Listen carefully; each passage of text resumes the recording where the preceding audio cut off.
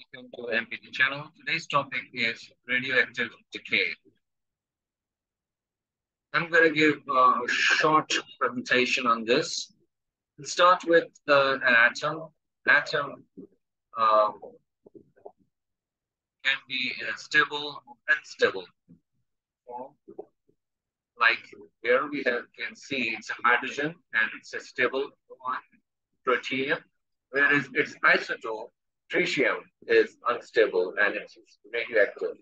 This is a graph which shows the blue line shows the stable atoms and their isotopes, whereas the variation in these lines, like the yellow, shows the radioactive elements.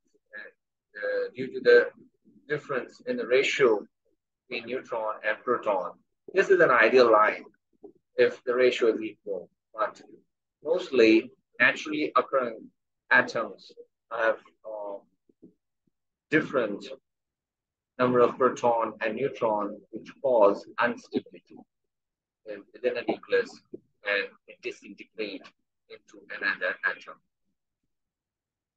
So there are three types of radioactive decay, as we all know.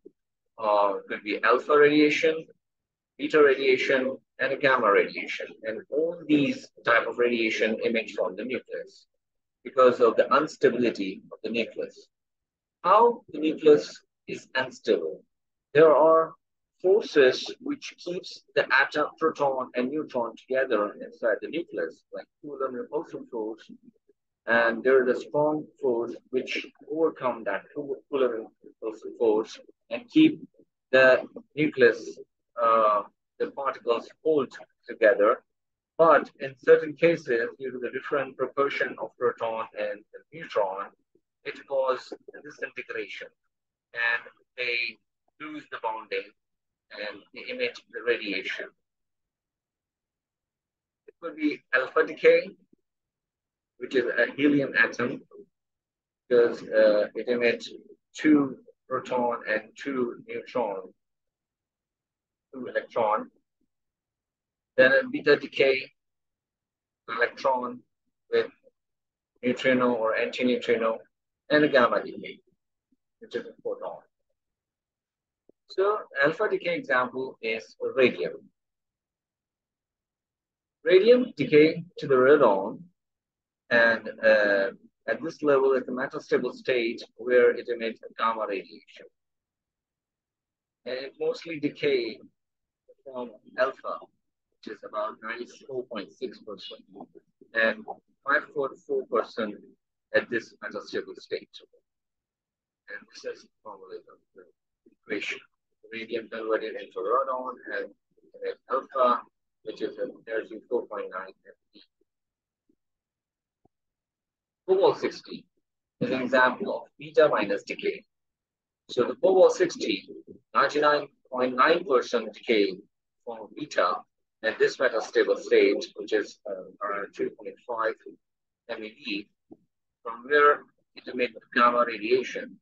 So again, stabilize on the metastable state, also the beta decay here, and then the gamma decay from this level.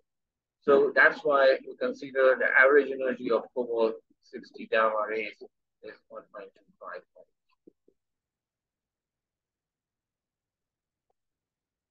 The beta plus decay example is fluorine-18, which is used in PAN-CT. And the process of force-spawn emission and annihilation occur in this process. Gamma decay again to cobalt-60, and it's already been explained in previous slides. Now the concept of half-life.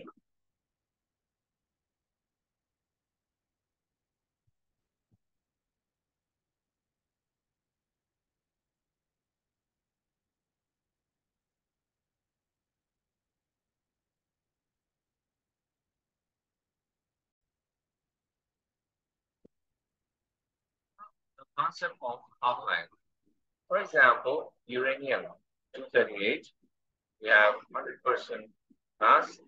After 4.5 billion years, it will remain, it become half of its original value. So it's 50% remain. Whereas global 60 in 5.27 years, it down 50% from its original value, and ID in 8 days. So time required for half of the material radioactive atom to have decayed. So half-life is not affected by all these things.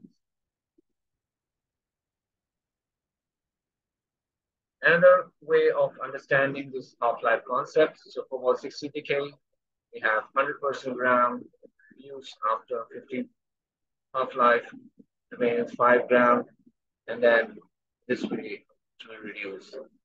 And this is another concept of mean life, which you can understand from the graph. Well, the formula is 1.44 multiplied by half-life. You can calculate. This is a typical diagram of iridium brachy source, and which you usually use in a brachytherapy. So its half-life is 73.83 days, and it transits from the beta decay, usually multiple metal stable states from where got the numerous number of gamma rays. So that's why it's considered to be 100% pure gamma rays source, iridium 192, which was prepared in a nuclear reactor by bombarding neutrons on iridium 191, and you will get this source. This is all for today's lecture. Thank you very much for listening.